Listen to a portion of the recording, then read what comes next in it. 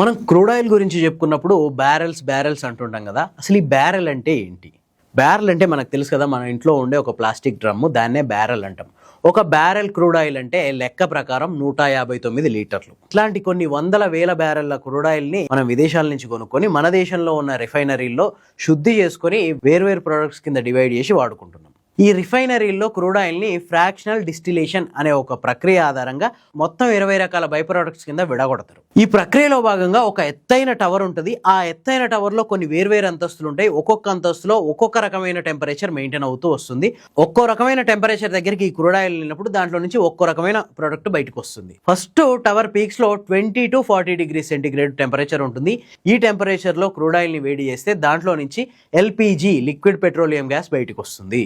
ఆ తర్వాత నెక్స్ట్ లెవెల్లో 40 to 100 డిగ్రీ సెంటీగ్రేడ్ టెంపరేచర్ ఉంటుంది. ఇక్కడ మనకి మన బండ్లలో వాడే పెట్రోల్ బయటకు వస్తుంది. పెట్రోల్, దీన్నే గ్యాసోలిన్ అని కూడా అంటారు. ఆ తర్వాత స్టెప్ లో 100 to 180 డిగ్రీ సెంటీగ్రేడ్ టెంపరేచర్ ఉంటుంది. ఇక్కడ నాఫ్తా అనే ఒక ప్రోడక్ట్ బయటకు వస్తుంది. ఈ నాఫ్తా నుంచే మనం ఇప్పుడు వాడే ప్లాస్టిక్, అట్లాగే చాలా ఇండస్ట్రీస్కి కావాల్సిన కెమికల్స్ వస్తాయి. ఆ తర్వాత నెక్స్ట్ లెవెల్లో 180 to 250 సెంటీగ్రేడ్ టెంపరేచర్ మెయింటైన్ అవుతుంది.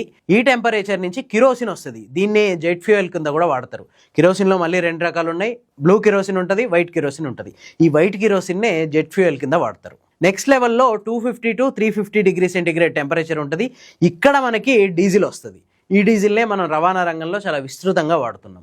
ఆ తర్వాత అంటే డీజిల్ తర్వాత 350 to 400 డిగ్రీ సెంటీగ్రేడ్ దగ్గర రకరకాల లూబ్రికెంట్స్ అంటే గ్రీజు, అట్లాగే engine oils, wax, fuel oil, ఇట్లా రకరకాల మరొక 4-5 రకాల ప్రొడక్ట్స్ వస్తాయి. వీటిని కూడా మనం ఆటోమొబైల్ రంగాల్లో అట్లాగే వేర్వేరు ఇండస్ట్రీస్లో వాడుతుంటాం. ఇక 400 డిగ్రీ సెంటీగ్రేడ్ పైన తర్వాత మిగిలేది ఏంటంటే తారు. ఇదే అట్టడుగున మిగిలిపోద్ది. మొత్తం ఆ టవర్లో అట్టడుగున మిగిలిపోయేది ఇదే. దీన్నే తారు లేదంటే డాంబర్ అంటాం. దీన్నే ఇప్పుడు మనం రోడ్లు వేయడానికి వాడుతున్నాం. అయితే ఒక 159 లీటర్లు అంటే ఒక బ్యారెల్ అనుకున్నాం కదా. ఈ బ్యారెల్ని రిఫైనరీలో శుద్ధి చేస్తే మనకు పెట్రోల్ అయితే 70 నుంచి 75 లీటర్లు వస్తుంది. నెక్స్ట్ డీజిల్ 35 నుంచి 40 లీటర్లు వస్తుంది. అదే కిరోసిన్ అన్నాం కదా, ఇదైతే 15 నుంచి 20 లీటర్లు వస్తుంది. ఎల్పిజి గ్యాస్ 6 నుంచి 8 కిలోల ఎల్పిజి గ్యాస్ వస్తుంది.